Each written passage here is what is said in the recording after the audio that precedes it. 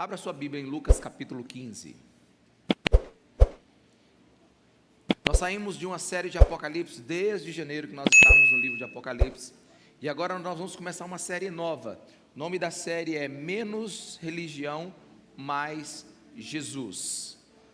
E eu quero nessa noite trabalhar com você o tema: o Evangelho acaba com a religião.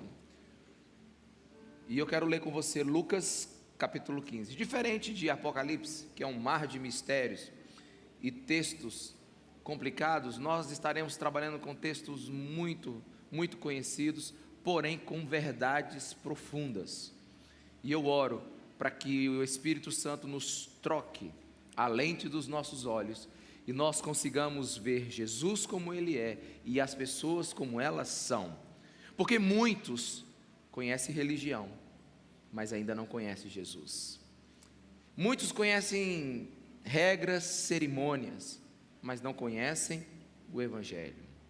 E o Evangelho nos convida a saber quem nós realmente somos: pecadores, pessoas de reputação complicadas diante de Deus, mas por causa de Jesus, aceito por Ele. Então o Evangelho quer nos ensinar a ver Deus e ver pessoas. E eu quero definir religião aqui de uma forma muito simples. Nas outras mensagens a gente vai falar mais sobre isso, mas eu quero definir religião aqui como movimento contrário ao reino de Deus. Religião como poder organizado que separa o homem ainda mais de Deus, apesar de existir por causa de Deus. Então toda vez que você ouvir eu falar da palavra religião, eu estou falando de algo que é uma oposição ao Evangelho de Jesus Cristo. Então, a partir do versículo 11 de Lucas capítulo 15, começo a ler. Jesus continuou: um homem tinha 2 filhos. O mais novo disse ao seu pai: Pai, quero a minha parte da herança. Assim, ele repartiu sua propriedade entre eles. Não muito tempo depois, o filho mais novo reuniu tudo o que tinha e foi para uma região distante. E lá desperdiçou os seus bens vivendo irresponsavelmente. Depois de ter gasto tudo, houve uma grande fome em toda aquela região e ele começou a passar necessidade. Por isso, foi empregar-se com um dos cidadãos daquela região, que o mandou para o seu campo a fim de cuidar de porcos. Ele desejava encher o seu estômago com as vagens de alfarrobeira que os porcos comiam, mas ninguém lhe dava nada. Caindo em si, ele disse: quantos empregados do meu pai têm comida de sobra, e eu aqui, morrendo de fome? Eu me porei a caminho e voltarei para meu pai e lhe direi: Pai, pequei contra os céus e contra ti, não sou mais digno de ser chamado teu filho, trate-me como um dos teus empregados. A seguir, levantou-se e foi para o seu pai.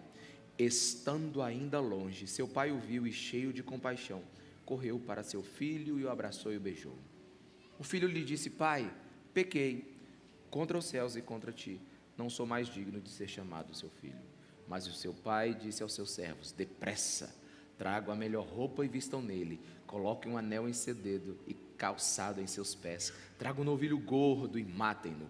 Vamos fazer uma festa e alegrar-nos, pois este meu filho estava morto e voltou à vida, estava perdido e foi achado.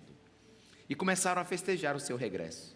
Enquanto isso, o filho mais velho estava no campo. Quando se aproximou da casa, ouviu a música e a dança. Então chamou um dos servos e perguntou-lhe: o que está acontecendo? E este lhe respondeu: seu irmão voltou, e seu pai matou um novilho gordo para receber de volta são e salvo. O filho mais velho encheu-se de ira e não quis entrar. Então seu pai saiu e insistiu com ele, mas ele respondeu ao seu pai: olha, todos esses anos tenho trabalhado como escravo ao teu serviço e nunca desobedeci às tuas ordens, mas tu nunca me deste nem um cabrito para festejar com os meus amigos. Mas quando volta para casa esse teu filho, que esbanjou os teus bens com as prostitutas, matas um novilho gordo para ele. Disse o pai: meu filho, você está sempre comigo, e tudo o que eu tenho é seu. Mas nós tínhamos que celebrar a volta do seu irmão e alegrar-nos, porque ele estava morto e voltou à vida, estava perdido e foi achado. Amém? Espírito Santo de Deus, revela a tua palavra, e que saiamos desse lugar mais apaixonado por Jesus. No teu nome, Jesus, é o que eu oro. Amém. Essa história é muito simples, é um drama muito fácil de ser contado, mas nós precisamos entender o que Jesus quer nos falar. Um pai, 2 filhos. O filho mais novo reclama sua herança, o pai entrega sua herança, ele troca em dinheiro, gasta com prazeres efêmeros. Depois de ter gasto tudo, depois de ter chegado ao fundo do poço, no seu pecado, ele então lembra da sua casa e retorna para o seu pai. O seu pai o vê ao longe e faz uma grande festa. Aí entra o segundo filho. No segundo filho, né? Esse é o filho que está trabalhando em casa e de repente ele descobre que o pai está fazendo uma festa para seu irmão mais novo que gastou tudo com prazeres imorais. Lhe gera uma grande indignação. Ele não aceita a decisão do pai, não quer ir para a festa e não quer que seu irmão retorne para a família novamente. E Jesus então contou essa história, essa parábola. E a pergunta que nós temos que fazer é: por que que Jesus está contando essa parábola? O que está por trás do contexto que surgiu essa parábola? Para isso precisamos dar um passo atrás e entender a história através da luz da Bíblia. Se você ler comigo o início do capítulo, no versículo 1, você vai entender por que Jesus está contando essa parábola. Diz o versículo 1: todos os publicanos e pecadores estavam se reunindo para ouvir Jesus. Mas os fariseus e os mestres da lei o criticavam. Este homem recebe pecadores e come com eles. Então Jesus lhes contou esta parábola. Jesus tem um objetivo em contar essa parábola, e ele tem dois grupos em mente. A Bíblia diz que ele estava totalmente tomado em sua volta por pecadores e publicanos. Quem eram esses? Eram as pessoas de reputação duvidosa, que não obedeciam à religião judaica e nem os seus mandamentos. Eram as pessoas que estavam longe do Pai. Mas também estava ao lado de Jesus os fariseus e mestres da lei. A Bíblia diz que a mesa estava cheia e rodeada por muitas pessoas. Aonde foi essa reunião? Não sabemos. Poderia ter sido num bar, pode ter sido numa casa, pode ter sido no meio de uma praça, pode ter sido no banco, pode ser num canto de uma rua, pode ter sido num restaurante. O fato é que onde Jesus chegou, as pessoas chegaram até ele, pecadores e fariseus.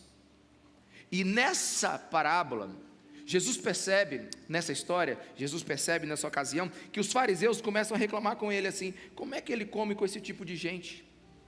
Se ele diz quem ele é, como é que ele está sentado com esse tipo de gente? Então Jesus conta uma parábola. Então Jesus conta uma história. E para quem é essa história? Para os fariseus. Os publicanos e pecadores representam o filho mais novo. Os fariseus e os mestres da lei representam o filho mais velho. E o pai representa Deus, que em suma é o autor da obra redentora na cruz, através de Cristo Jesus. Então, nós temos dois grupos de pessoas nessa parábola: o filho mais velho e o filho mais novo, pecadores e religiosos. Sabe, e nesse domingo, em todas as igrejas que estão se reunindo, eu acredito que há mais filhos mais velhos sentados nas cadeiras e nos bancos do que filhos mais novos. Essa mensagem é prioritariamente. Jesus não deu essa mensagem prioritariamente para quem está longe da igreja, mas para quem está na igreja, mas está longe de Deus. Para quem Jesus contou essa história, ele contou para os religiosos, ele contou para os fariseus. O alvo dessa parábola não são os pecadores longe da casa do Pai, apesar deles serem beneficiados e também aprender com ela. Mas o alvo dessa parábola é gente que já está na igreja, mas agora está se relacionando apenas com a religião e não mais com Jesus. Quantos estão me entendendo? Diga amém. E tem uma coisa que você precisa entender: só pode ter fariseu na igreja, não tem fariseu desviado. Então Jesus, ele quer contar uma parábola, e a gente precisa entender o coração de Jesus nessa história. E para a gente entender o coração de Jesus, a gente precisa ver o relacionamento de Jesus com o filho mais novo e o relacionamento de Jesus com o filho mais velho. O relacionamento do pai com o filho mais novo e o relacionamento do pai com o filho mais velho. Naquele tempo, contar história era algo maravilhoso, porque não tinha televisão, não tinha série. Então as pessoas, quando contavam as histórias, as pessoas chegaram para poder aprender, para poder se degustar daquelas histórias. E Jesus é um excelente contador de história. Então Jesus começa a contar essa história, e é uma história boa, de um pai que tem 2 filhos, de um filho que pede a herança, e agora o filho gastou tudo, e agora o filho tem que retornar, sabe? E quando essa história começa a ser ouvida pelos fariseus, a cultura rabínica, ela já dizia que o filho nessas condições não pode voltar de qualquer jeito para casa. No máximo ele pode ser aceito como um aprendiz do menor empregado do pai. Um pedido de desculpa não era suficiente para o filho mais novo. Ele precisava restituir toda a desonra e o desrespeito que ele teve com o pai. Mas nessa parábola, os fariseus são pegos de surpresa, porque como é que o pai reage com essa parábola? O filho está voltando ao longe. A Bíblia diz que o pai, ao vê-lo, toma uma ação. Os fariseus, na cabeça deles, era a hora do pai recuperar a sua dignidade. A cidade inteira ver o seu filho sendo colocado na linha pelo pai. Por quê? Porque o pai, sabe, foi agredido na sua honra, porque o filho pediu a herança e ele ainda está no vivo. Ou seja, o filho falou: eu não quero você, eu quero sua grana. Mas a Bíblia no versículo 20 diz que estando ele ainda longe, vendo o seu filho, cheio de compaixão, correu, abraçou e o beijou. No Oriente Médio, meus irmãos, nesse tempo, crianças corriam, jovens corriam, até mulheres corriam, mas um patriarca não corria. O patriarca era um homem que sentava numa cadeira de autoridade e esperava as pessoas vir até ele. E ele usava uma vestimenta chamada túnica, um quiton. E no caso, se o patriarca fosse um homem muito bem sucedido, ela iria até o chão. É como se fosse uma saia bem grande até o final, como aquelas japonesas usam, lembram? Que elas têm que andar assim? Pois é, era uma saia bem grande, era uma roupa bem comprida. Só que a Bíblia diz que esse pai, ao ver o filho, ele saiu correndo. Você já pensou nisso? A Bíblia não diz que ele ficou esperando, a Bíblia não diz que ele foi andando, a Bíblia diz que ele não foi pacientemente encontrar o seu filho, ele foi correndo. Como é que um homem com uma túnica até os pés corre? Só tem um jeito: ele pegar a sua túnica e levantar. E se o pai foi desonrado pelo filho, ele agora está desonrando a si mesmo, porque ele está correndo atrás de um rebelde. O pai foi tomado pelo um amor, o pai foi tomado por compaixão. O pai, em vez de prestar uma conta ao filho, colocar ele na linha, ele vai desesperado e o abraça. Nessa hora, eu consigo ver a cabeça dos fariseus, eles botando a mão na cabeça e dizendo: que história ridícula é essa, Jesus?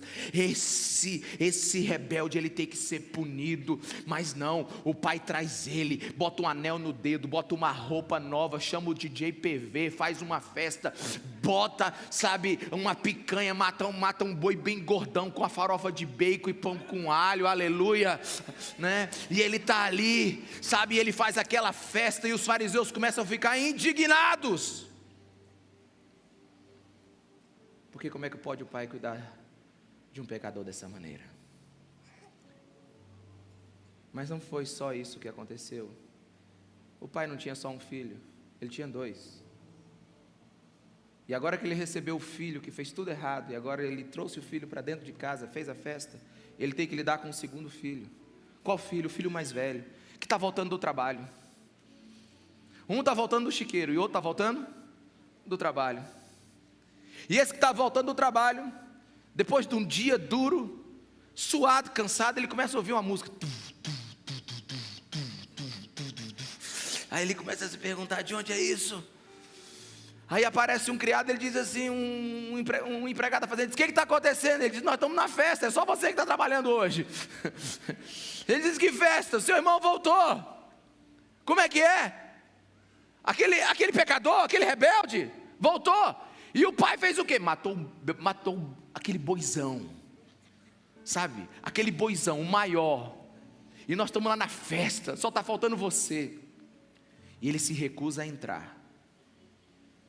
E o pai então sabe que o filho mais velho se recusou a entrar na festa.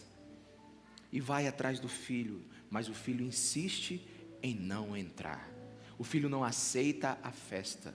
E se você fizer uma exegese dessa festa, essa é a festa de bodas, essa é a festa do amor, essa é a festa da graça, essa é a festa da salvação. Mas a partir do versículo 28, a conversa fica muito dura.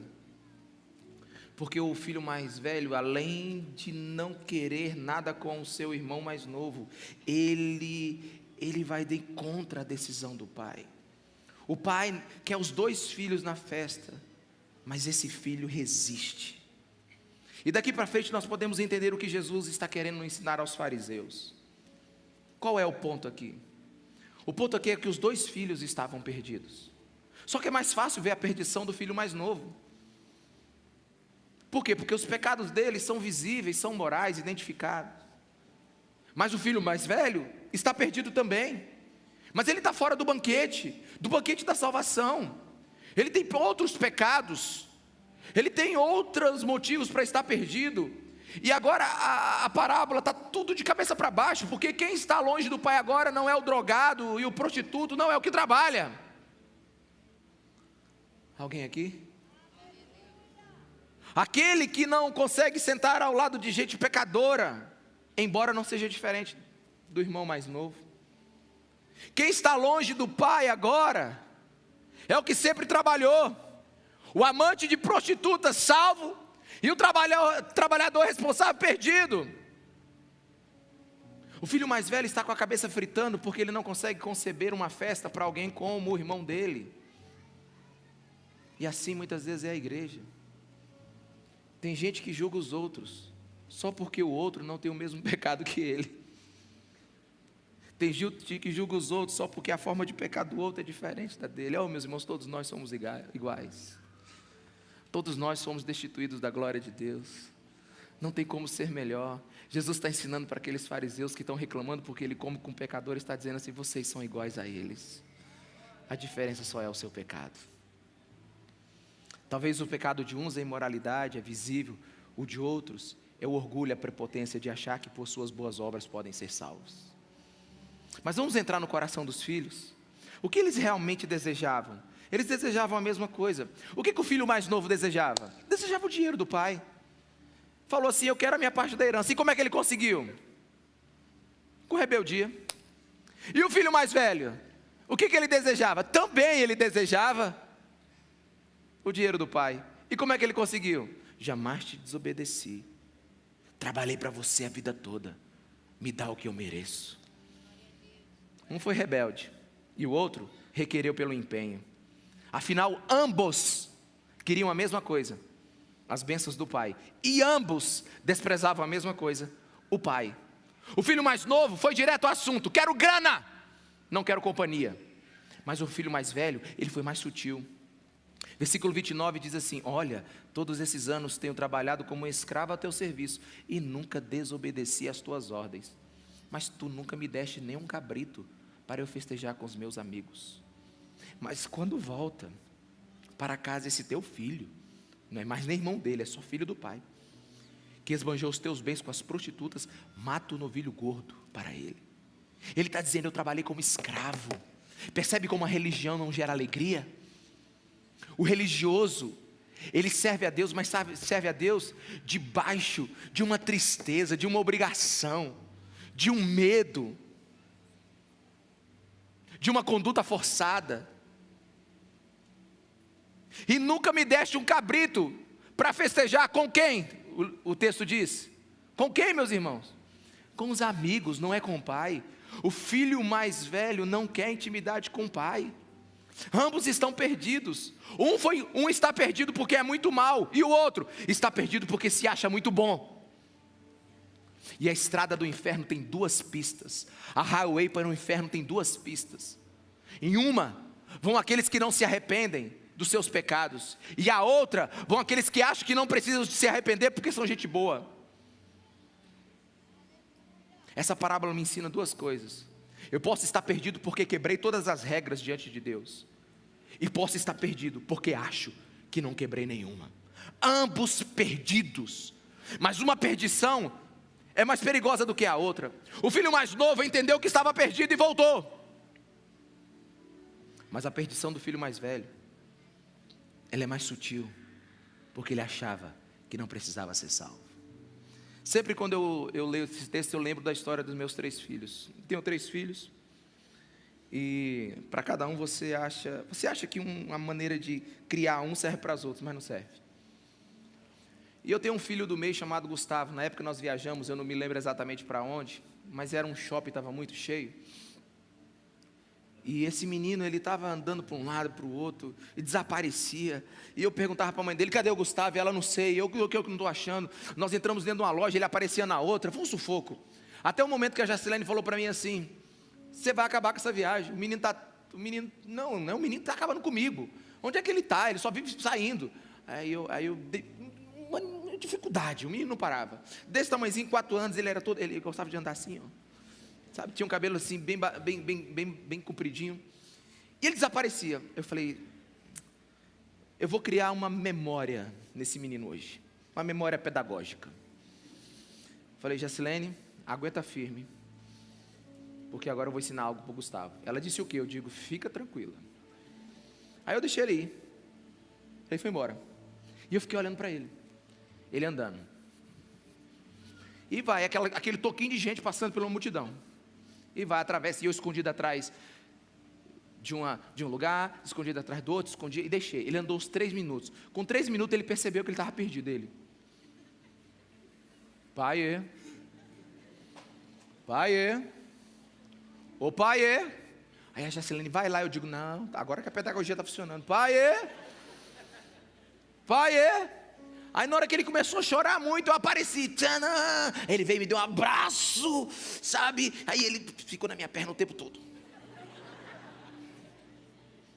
Aí ele disse assim, à noite ele disse assim, pai, você me perdeu. Tu lembra disso? Eu falei, eu nunca te perdi de vista. Foi você que deixou de olhar para mim. Eu acho que ele não entendeu isso naquele tempo, mas hoje ele entende. Às vezes, a gente acha que Deus que perdeu a gente, mas foi você que deixou de olhar para Jesus. Mas meu filho sabia que estava perdido e gritou pelo pai. Aí, vida que segue, nasce o terceiro. Viajamos para acho que para o mesmo lugar. O shopping lotado, Leonardo, loirinho, desse tamanhozinho, coisa mais lindinha, do mesmo jeito, desaparecia, sumia. Aí eu lembrei, vou dar uma instrução pedagógica para esse menino, aprendi. Aí eu falei, Jacilene, lembra do que eu fiz com o Gustavo? Vou fazer com o Leonardo. Peguei o Leonardo e deixei. Sabe o que aconteceu, irmão? Ele foi, nunca voltou. O menino foi embora. E eu fiquei olhando para ele, e ele continuou. E ele foi entrando nas lojas, saindo nas lojas, entrando nos carros. Eu disse, esse menino vai para onde? Até a hora que eu falei, ei menino, ele, que foi pai? Mas é mais ou menos isso que a parábola está ensinando. Tem gente que sabe que está perdido, e volta para o pai. E tem gente que nem sabe que se perdeu. Então tem 2 maneiras de você rejeitar a Deus. Rejeitamos a Deus quando rejeitamos a sua palavra, rejeitamos o Evangelho. Mas rejeitamos Deus também quando entendemos que somos bons demais e não erramos. Uma rejeição é por causa da nossa rebelião, a outra é por causa do nosso orgulho. Tem gente que acha porque faz as coisas corretas, pode fazer de Deus um devedor seu. Tertuliano, um dos pais da igreja, ele disse que assim como Jesus foi crucificado entre 2 ladrões, o Evangelho é crucificado entre 2 roubadores da glória de Deus, legalismo e liberalismo. O primeiro é você ganha sua salvação através das suas obras. O segundo é que Deus é tão bom que você não precisa fazer nada. Sabe, meus irmãos, nada disso é o Evangelho. E nós estamos aqui para tirar todo o verniz religioso da nossa vida e aprender o que é o Evangelho de Jesus Cristo também. E o que é o Evangelho? Olha para mim aqui. O Evangelho é... Coloca para mim o slide. É ao vivo. Vai vir. O Evangelho, a simbologia do Evangelho, o símbolo do Evangelho é uma cruz. E eu coloquei de uma forma que Jesus está no meio entre Deus e os homens. Jesus é o nosso intercessor, é o nosso mediador. No meio entre nós e Deus precisa estar alguém. Porque se o homem der de cara com Deus, ele está arrebentado. Deixa eu te falar, você sabia que todos os caminhos levam para Deus? Todos. Agora é bom você encontrar Deus com Jesus. Porque todo ser humano que existe vai se encontrar com Deus. Agora, se você se encontrar com Deus sem Jesus, você está arrebentado. Eu acho que você leu comigo Apocalipse. No capítulo 8 fala que alguns homens que não se converteram foram dar de cara com a ira do Cordeiro. O que eles pediram? Que as pedras caíssem sobre eles. Quantos lembram disso? Que as pedras caíssem sobre eles. Sabe por quê? Porque todos os caminhos vai dar direto com Deus. Até o ateu, no dia que ele morrer, ele vai dar de cara com Deus. Mas eu espero que você encontre Deus debaixo da sombra do Evangelho. Porque o Evangelho é Jesus, de um lado, defendendo a santidade de Deus, porque Deus não pode nos perdoar simplesmente abrindo a sua boca. Porque Ele é justo, Ele é um justo juiz. Ele precisa aplicar a justiça dEle. Jesus é o lugar onde Deus vai aplicar a sua justiça e seu juízo. Jesus é o lugar da execução da ira de Deus. Então Jesus, de um lado, Ele está defendendo a santidade de Deus. E do outro Ele está defendendo o amor de Deus, que somos nós, tornando possível Deus perdoar o injusto, porque está condenando Jesus Cristo de Nazaré. Jesus desvia a culpa para si e poupa o homem da aniquilação. Passa aqui. Deste lado, Jesus, pode passar. Deste lado, Jesus aqui, Ele é o Filho de Deus na cruz. Entenda isso. É Deus julgando Deus. Na cruz, o Deus Filho ora para o Deus Pai. Deus Filho é condenado para que Deus Pai possa perdoar. Deus condena Deus para que o homem seja liberto. O Evangelho é onde acontece um paradoxo bíblico, onde fúria e amor podem estar de mãos dadas. Jesus recebe a fúria de Deus, então nós podemos receber o amor de Deus. Quantos estão entendendo? Diga amém. É o que diz o Salmo 85:10, é onde a retidão e a paz se beijam. O grande problema é que nasceu o pecado. E o que é o pecado? O pecado é o homem querendo ser Deus para si mesmo. É o homem retirando Deus do lugar que nunca poderia ser retirado, que é o centro da sua vida, e colocando a sua vontade, achando que pode salvar a si mesmo, achando que pode cuidar do seu próprio nariz. É onde nasceu o pecado. E o Evangelho? O Evangelho é quando Deus se torna homem. O pecado é quando o homem quer se tornar Deus, e o Evangelho é quando Deus se torna homem e substitui o homem e se coloca no lugar do homem. Preste atenção aqui, meus irmãos, pode passar o slide. A cruz é o lugar onde Deus ataca a si mesmo para não ter que atacar a humanidade que tanto ama. Não tem um justo sequer sentado no banco de uma igreja agora.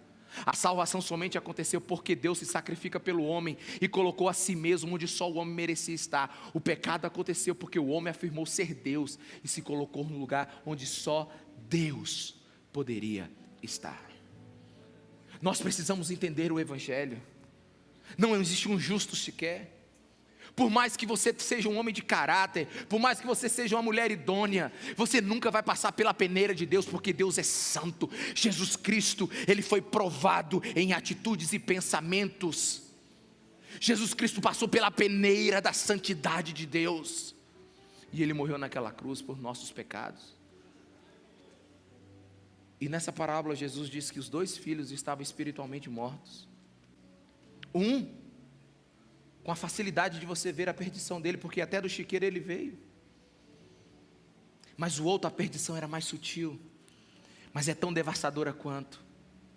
É aquele que acha que é melhor do que os outros. É aquele que acha que ele já está bem com Deus. Como é que o Senhor pode ficar com esse tipo de gente? Como é que o Senhor pode dar atenção para esse tipo de gente? Como é que o Senhor faz festa para esse tipo de gente? Eu que faço tudo certinho, que deveria ter uma festa para mim. Tem muita gente que vem com esse entendimento para a igreja. Como é que você, pai, dá isso para aquela pessoa e não dá para mim? O filho mais velho se orgulha da sua obediência, mas no final ele revela o motivo. Eu trabalho todos esses anos como um escravo, eu não tenho o prazer de te servir, pai. Mas é assim a religião. A religião não gera alegria. Religião é forma sem vida. Religião é dever. Religião não é obrigação sem amor. Religião não é prazer. Tem muita gente que precisa perder o verniz da religião e voltar a ter a intimidade com Jesus. E você sabe o que acontece com o religioso? O religioso acha que Deus é devedor dele. E quando as coisas não acontecem do jeito dele, ele vai reclamar para Deus. Eu já trabalhei tanto para você. Eu vou na igreja todo domingo. Eu vou na célula. Vou na escola bíblica dominical. Dei minha oferta. Dei 100 novos testamentos. Alguma coisa de boa tem que acontecer comigo. Deixa eu te falar, meus irmãos. A coisa de boa que aconteceu com a gente foi Deus ter tido misericórdia de nós naquela cruz. É isso que aconteceu de bom. Certa vez eu fui consolar uma mulher. Ela já estava 3 dias trancada no quarto porque perdeu seu esposo. E quando eu fui conversar com ela, ela falou assim: não adianta orar por mim, pastor, eu já abandonei o meu Deus. E eu perguntei por quê? Porque eu orei. Ele podia ter curado meu marido. Ela só falou assim: eu fiz todas as minhas oferendas. Ah, meus irmãos, o religioso quer fazer de Deus devedor. O filho mais velho representa os fariseus. E os fariseus jamais poderiam entender essa parábola, porque ela é agressiva para o religioso. É um menino que pediu a herança e voltou completamente lascado, e agora ele está na mesa comendo a picanha. Ele se arrebentou no seu pecado e agora está com o anel no seu dedo. Ele voltou para casa, deveria ser escravo, e ele agora está sentado na mesa, junto com o pai. E se você observar, até o filho mais novo não sabia o que é graça, porque ele falou assim: eu vou voltar para o meu pai, e vou pedir para ser o quê? Um dos seus empregados. Tem muita gente que um dia esteve em comunhão com Jesus, aí peca, mal consegue entrar na igreja. Sabe por quê? Porque não entendeu a graça. Porque não tem a ver com o que você fez, tem a ver com o que Jesus fez naquela cruz. Sabe, tem gente que vai para o monte, faz jejum, aí volta aleluiado. Como se o que você faz te aproximasse mais de Deus. O que você faz te revela mais Deus. Mas Deus sempre esteve perto de você. Mas não, aí o cara pisa na jaca. Aí ele já senta no fundo da igreja. Aí passa 2 semanas, ele começa a ouvir a música da Cassiana. Aí ele começa a ficar melhorzinho. Aí depois ele bota uma música do Alessandro Vilas Boas. Aí ele já entra na unção. E ele pensa que o tempo, e por ele estar acertando agora, Deus está contente com ele. Ah, não, meus irmãos, só tem um jeito de Deus estar contente com você. É se você entender o que Jesus Cristo fez naquela cruz. Porque Deus não pode nos olhar e nos aceitar pelos nossos méritos. Deus nos ama, mas só estaremos com Ele por causa do mérito do Cristo. Mas o filho mais novo não. O filho mais novo, ele não aceitou que o seu irmão voltasse para casa. Sabe, eu tenho aprendido uma coisa difícil, igreja. Tem gente que não gosta da igreja, mas é porque a igreja não gosta dele. Tem gente que se entrasse aqui, a igreja não ia gostar. Sabe por quê? Porque tem alguns filhos mais velhos aqui que não suportam o cheiro de bosta de porco em alguém que passa por aquela porta. Tem alguns filhos mais velhos aqui que acham que já fizeram tanto por Jesus, que se aparecer um maconheiro, um drogado, um filho mais novo por aquela porta, ele vai dizer: aqui não. E quando isso acontece, você precisa ficar desconfiado, porque é possível que o que está passando pela porta esteja salvo e você esteja perdido. Porque Jesus está contando essa parábola para a gente que está dentro da igreja. Eu me lembro uma vez que nós trouxemos 10 homossexuais de uma só vez para a igreja. 10 ou eram 12? Tínhamos que preparar a igreja para isso. Liberamos os bancos da frente. Alguém estava aqui nesse dia? Lembra disso? Liguei para o meu pastor e disse: eu tenho uma notícia boa ou está ruim? Ele disse: conta logo a boa, eu vou levar uns 10 visitantes. Ele disse: qual é ruim? É o pessoal ali da BR, os homossexuais. Aí ele disse: tudo bem. Eu digo: tudo bem não. Porque, não, eu vou contar uma história antes. Eu já estava evangelizando eles há 1 ano e meio lá na BR. E eu sentei na beirada do paralelepípedo, porque a gente distribuía cachorro-quente e Coca-Cola para eles. E lá o líder da gangue chamava Roberto. Aí o Roberto chegou para mim e começou a conversar e falou assim: pastor, você nunca levou a gente lá na sua igreja. Pastor não, Ricardo, eu não era pastor. Ricardo, você nunca levou a gente na sua igreja. Eu há 1 ano e meio, né? Eu falei: é verdade, né? E eu cá com a minha cabeça, né? Vou levar para quê? Para eles não gostarem da igreja, porque a igreja não gosta deles. Mas ele falou assim: mas domingo que vem a gente vai. Aí eu falei: tá. Era mais ou menos 1h30 da manhã. Apareceu um promotor de justiça que estava voltando de Açailândia. Aí ele passou devagarzinho e me viu isso assim: doutor, você por aqui? Eu no lado de 10 homossexuais. Doutor, o senhor por aqui? Eu falei: eu fiquei sem palavras. Sabe que quando o carro passou ele me disse: você ainda tem vergonha da gente. Às vezes a gente tem religião demais, meus irmãos. A gente julga demais. E a gente mata antes de Deus salvar. E a gente trouxe. Aí eu falei: pastor, eles vão entrar na hora do louvor, quando a igreja estiver toda de pé no banco da frente. Só que eu esqueci do Pedro. Pedrão, 1,90 m. Homem das pernas mais bonitas que eu já vi. Com um salto de 10 centímetros. Ficou com 2 metros. E ele foi com a saia prata. Lembra da saia prata? 1 palmo. Pedrão entra, quase batendo no teto da igreja. Porque eles vieram para depois para ir para o trabalho deles. E a igreja foi parando, o louvor foi parando. E diante de Deus, meus irmãos, eu li o lábio de algumas pessoas. Quem deixou esse povo entrar aqui? Eu li o lábio dele. Talvez você sorri hoje, mas eu choro. Eu choro, sabe por quê? Porque tem gente que acha que é melhor do que os outros, que a festa deveria ser para ele. É por isso que nós vamos entrar num texto lá na frente muito complicado, que as prostitutas, elas precederão os religiosos. Você sabe onde é que está o evangelho nessa parábola? Porque o evangelho é dado para quem não merece. Jesus só veio para quem é doente. Se alguém acha que está bom, se vira para se salvar. É melhor sua balança ser muito boa, porque Deus vai exigir de você até pensamentos corretos. Eu trabalhei para você e nunca desobedeci nenhuma ordem. Esse filho não sabia o que estava falando. Ele não tinha consciência do tamanho do pecado dele.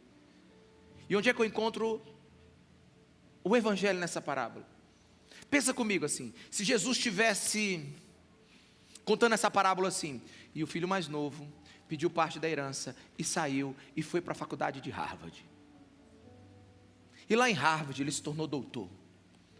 Casou com uma mulher maravilhosa e tem 2 filhos. E ele está voltando agora para casa com a sua BMW. Por que BMW? Porque eu gosto. E o pai abraça os 2. Tem evangelho nisso aí, meu irmão? Não tem. Mas agora você consegue enxergar? O pai, na ponta dos pés, na cerca da casa, todos os dias olhando. E então tem a cidade, e atrás da cidade ele vê um corpo sujo, quase que rastejando vindo, e ele então observa que é o filho dele. E ele não pergunta nada, simplesmente ele sai correndo e abraça aquele menino fedendo e passa com ele na frente de todo mundo. e já sai gritando. O menino tenta se recuperar do fôlego, dizendo assim: pai, eu pequei contra os céus, pequei contra ele. Cala a boca, moleque, senão você acaba com a festa. E aí ele pega o menino e já está levando para a festa, e já liga pro cara, sabe, chama o DJ PV, traz o sonzão, mata o boizão, prepara a farofa de bacon, pega os pão com alho, vai ser doido, Coca-Cola, sabe, vai ser, meu filho voltou, pega o anel, dá um banho nele, prepara a mesa, prepara a festa, avisa todo mundo, o meu filho que está perdido voltou, aleluia, e ele então faz aquela festona. Onde é que está o evangelho aí? O evangelho está que o filho agora está sentado numa mesa, e o cara pergunta assim: mais um pedaço de picanha, senhor? E ele corta aquela picanha vermelha no meio, aleluia.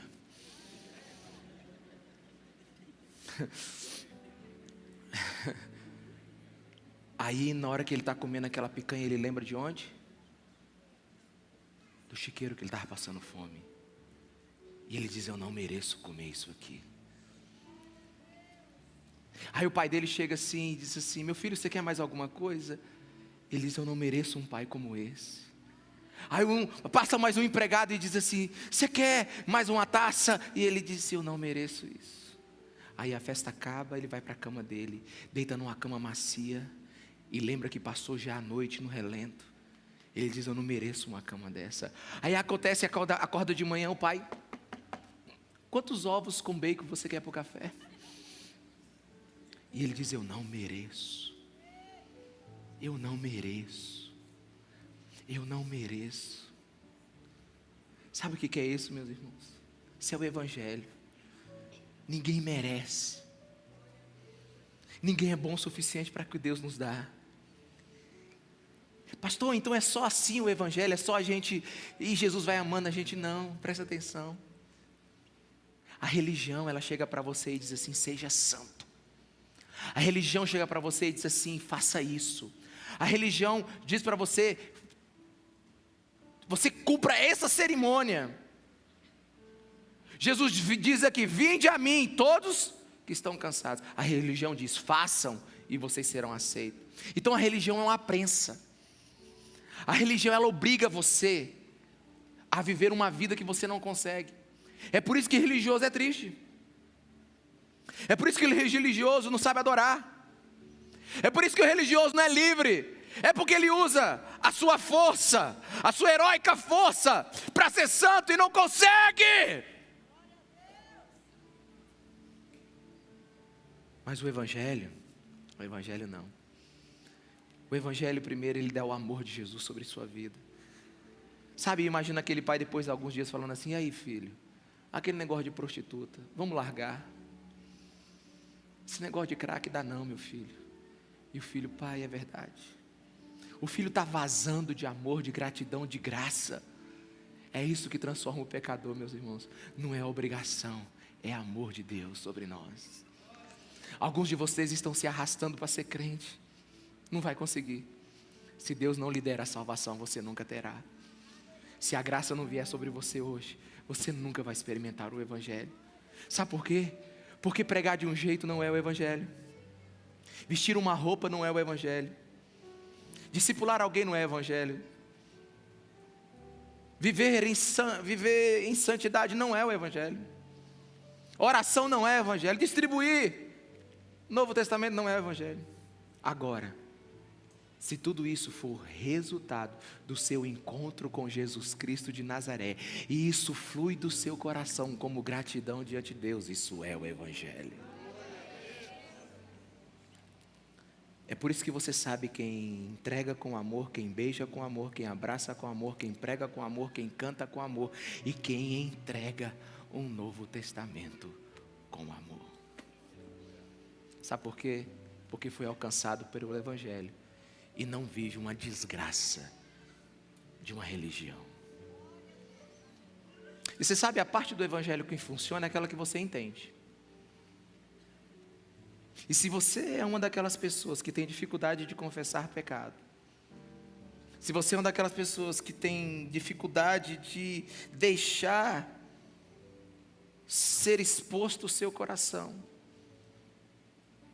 Se você é daqueles que se preocupa mais com a sua reputação do que santidade, é possível que você seja apenas um religioso. E como é que a gente faz para mudar, pastor? Baixa a sua cabeça e fala: Jesus, eu não acredito que no céu alguém como eu pode entrar. Jesus, eu não acredito que o Senhor nunca desistiu de mim e eu faço uma burrada toda segunda-feira. Jesus, eu não acredito de pessoas como eu um dia vai estar com a sua glória. Quando você começa a ter esse pensamento, é porque você começou a entender o Evangelho. A gente começa a entender o Evangelho quando a gente vive o paradoxo mais longo da Bíblia. Quando o Evangelho vem sobre você, você sabe que é o pior de todos os pecadores. Mas você vai para a outra ponta do Evangelho. Você descobre que você é o mais amado por Jesus. Então o Evangelho, ele te dá um paradoxo. Sou o pior de todos os pecadores, mas sou amado por Jesus. Meus irmãos, como é que se pode ter orgulho desse jeito? Não dá. Só dá para ter paixão pelo nosso Jesus Cristo.